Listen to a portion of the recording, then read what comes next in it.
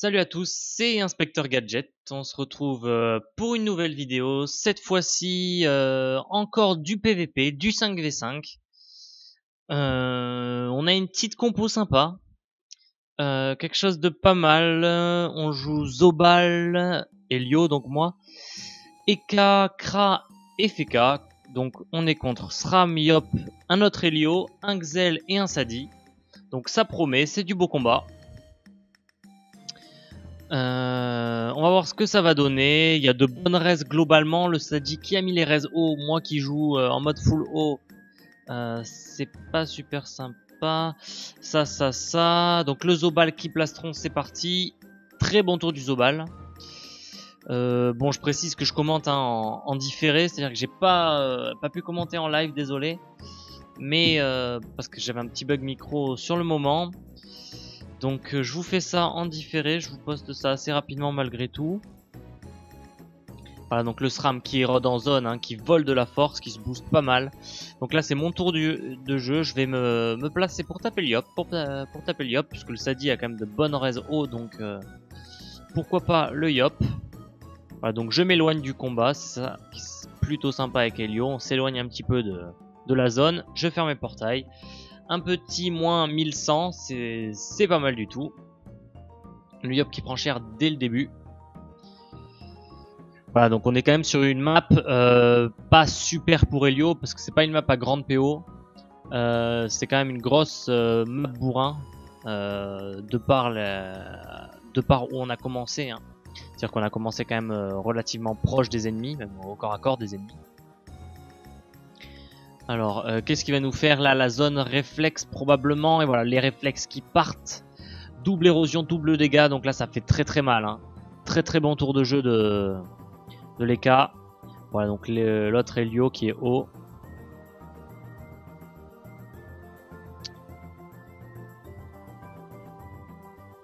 Voilà, donc il tape double audace. Voilà. Ça me fait rire de tomber contre lui puisqu'il m'avait demandé des conseils au début quand il était encore un sacri. Là il s'est bien amélioré, c'est bien, je suis content pour lui. Ça fait plaisir de voir d'autres Elio un petit peu, puisqu'il n'y en a pas beaucoup. Les autres ils jouent pas mal PVM, et en PVP je me sens un peu seul quoi. Voilà, donc là on focus directement le Yop qui est midlife. On est plutôt pas mal, on est encore full boubou dans notre Feka qui prend relativement cher quand même. Il a perdu tous les boubous, plus un petit peu de vie. Le tour du Xel, je sais pas ce qu'il va faire. Voilà, bon, il tape. Aussi, je voulais vous parler un petit peu en ce moment. Je publie pas trop de vidéos, je suis un petit peu désolé. J'ai pas mal de taf, j'ai mes BTS blancs qui vont arriver. Donc au final, en plus, je vais partir en vacances, donc ça va être un petit peu tendu en ce moment là. Ce mois-ci, je vais pas trop pouvoir poster. Là, je vais vous en faire une par contre très rapidement. Je vous poste celle-ci et un jour après, maximum, je pense, je vous poste une vidéo pour les nouveaux trophées. Nouveaux trophées qui aujourd'hui, donc là, je vous commente la vidéo. On est le jeudi 9 avril, donc les trophées, les nouveaux trophées apparaissent sur la bêta. Je suis allé sur la bêta et la mise à jour était pas encore faite. Donc je sais pas si elle est disponible, je vais aller voir et je vais vite prendre une vidéo pour vous la poster assez rapidement pour que vous voyez ce que ça donne. Je vous détaillerai ça donc dans la prochaine vidéo, je vous en dis pas plus. Mais je pense vous faire ça très rapidement dans tous les cas, ce sera une vidéo assez courte, je pense 5-10 minutes. Mais au moins je vous présenterai bien les nouveaux trophées pour que vous voyez exactement ce que ça donne, leur effet et leurs conditions. Voilà. Là on continue le combat, donc on a le Yop qui est bientôt mort clairement, qui a plus de vie. Nous on a par contre notre Feka qui prend assez cher. Donc là je place un portail à côté du Yop pour pouvoir lui taper sur le côté, et là c'est parti. Alors là il y a le Sadi qui a fait la petite fraction qui répartit les dégâts. C'est don naturel il me semble, c'est le sort qui soigne en zone du Sadi quand il suicide un arbre. Enfin, en gros il tue un arbre et ça permet de soigner en zone et de répartir les dégâts. Donc là c'est un peu la fraction du Feka qui est placée sur le Sadi maintenant. Voilà, donc le Yop qui est quand même dans le mal, 700 PV. Même s'il est fraction, ça peut tomber assez vite. Surtout avec les cas qui jouent après. Ça.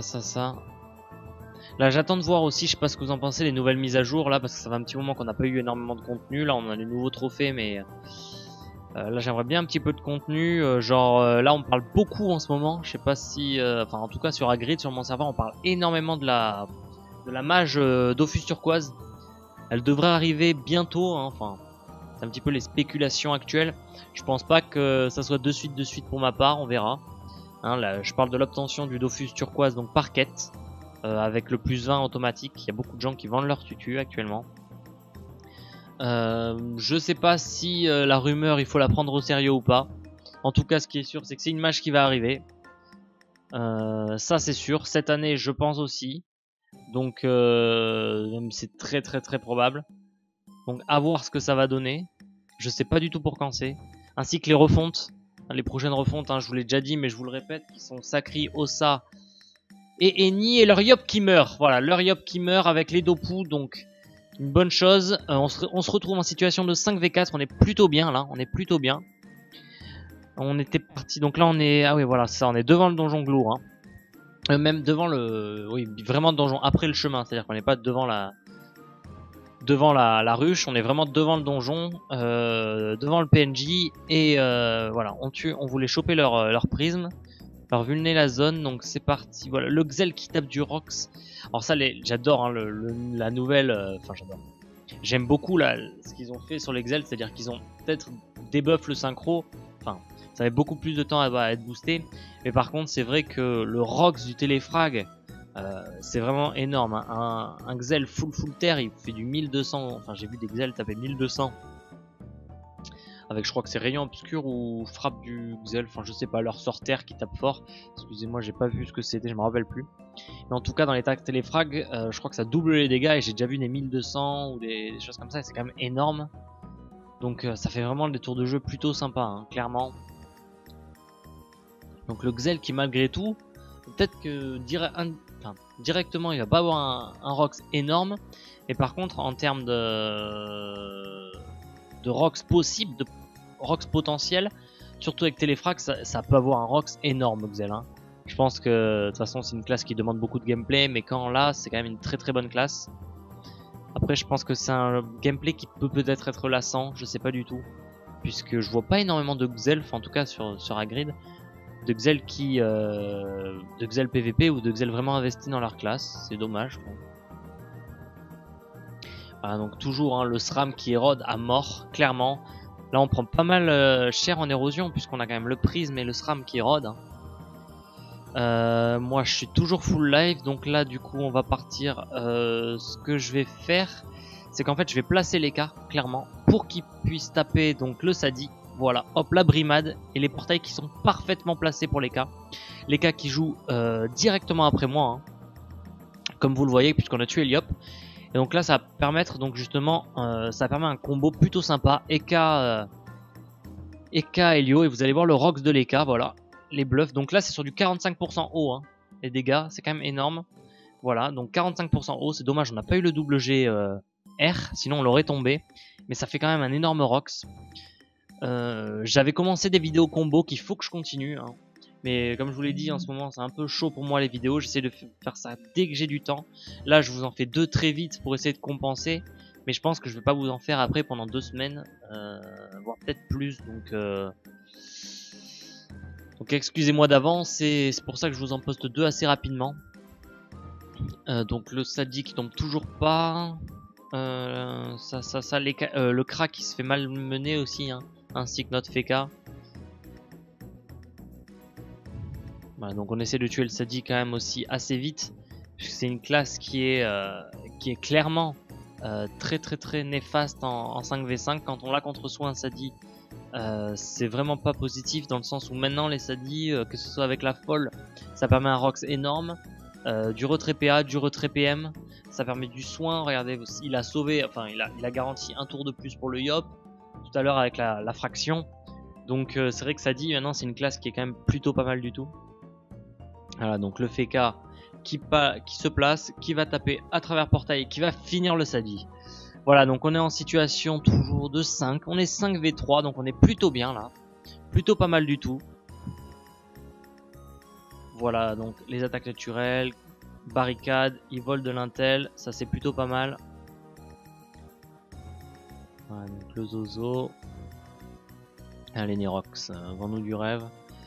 Bon, là le FK a dégâts x2 autour de l'EK, puisque... Ah non, là il a dégâts x2, là il a dégâts x2 le FK, puisqu'il y a des chances.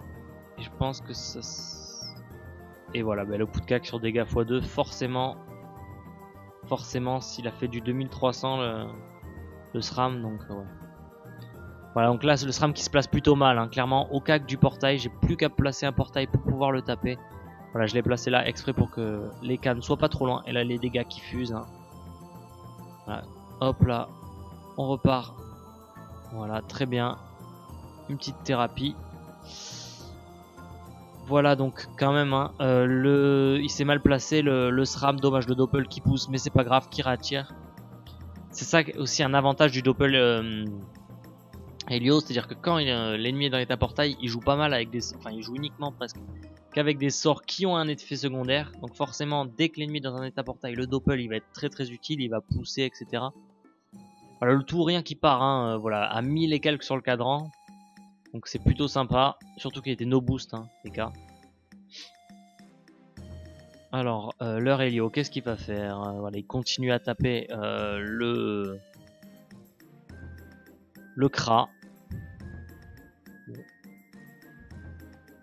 Lui a enlevé 300 points de vie au final, puisqu'il était full boubou, je sais pas si c'était... Ouais. Voilà, donc, qu'est-ce qu'il va nous faire? Le Kra, l'Helio qui va au cac pour le tacler. Là, donc on est en 4v2, hein. Ils ont perdu leur SRAM, on a perdu notre FK. Voilà, donc le Xel qui se fait ral CPM.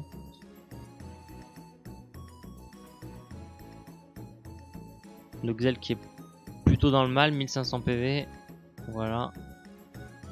Qui fait un rayon obscur. Voilà, c'est rayon obscur, c'est bien ça qui tape très très fort dans l'état téléfrag. Voilà, donc le Xel qui a plus beaucoup de vie. Le Zobal va probablement le finir. Voilà, la mascarade. Sincèrement, maintenant avec un petit peu de recul sur la mage mascarade, là, je trouve que c'est un sort qui sert, hein, malgré tout.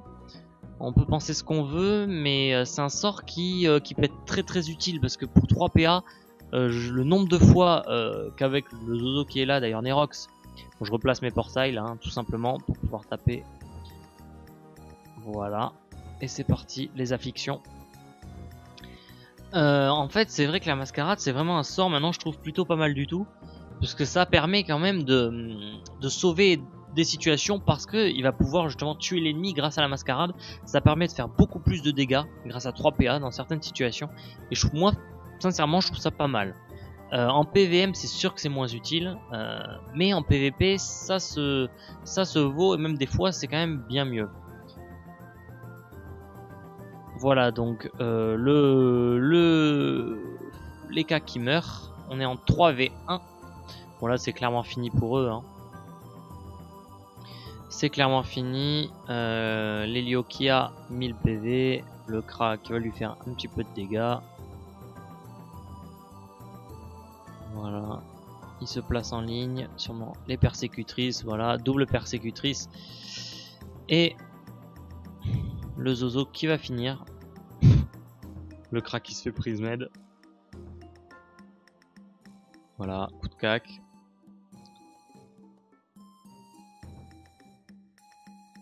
Ah non, ouais, pardon, Flamiche. Voilà, et les dégâts. Voilà, bon ben on a fait... j'espère que vous avez aimé cette petite session de PVP 5v5. Alors là je replace, hein, juste mes... Voilà, je place mes portails. Comme ça, je ferme pour le prochain tour. Et j'espère que vous avez aimé cette petite session de PVP. On me dit que de bons commentaires sur le PVP, sur les vidéos PVP que je peux faire, que ce soit le 5v5 ou le 1v1, ou même les colis, donc je continue à en faire. Dites-moi si ça vous intéresse, hein, si vous trouvez ça plutôt sympa. Parce qu'il n'y a pas énormément de chaînes PVP, oui, même des chaînes YouTube plutôt, qui proposent du PVP. Donc je vous en propose, n'hésitez pas à me dire ce que vous en pensez, si vous appréciez, si vous avez des idées, si vous pensez que certaines vidéos pourraient être intéressantes pour la chaîne. Sur ce, on se retrouve très vite pour la prochaine vidéo sur les trophées. Ciao, bye bye.